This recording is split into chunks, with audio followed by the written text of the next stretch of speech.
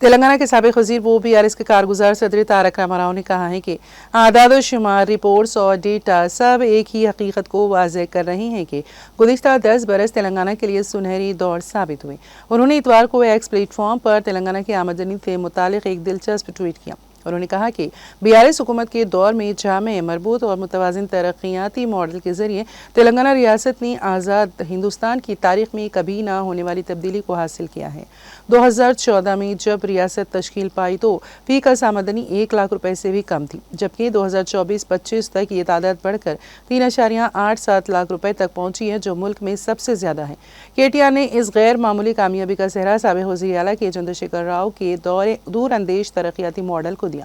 انہوں نے کہا کہ ہر طبقے کے لیے فلاحی اسکیمیں، بڑے پیمانے پر بنیادی ڈھانچے کی تعمیر، تاریخی آبپاشی منصوبے، کسانوں پر مرکوز اسکیمیں، صنعتوں کی ترقی کے لیے سازگار پالیسی، IT اور سروس کے شعبے میں توسیع اور مسلسل خوشحالی ہی اس کامیابی کی بنیاد ہے۔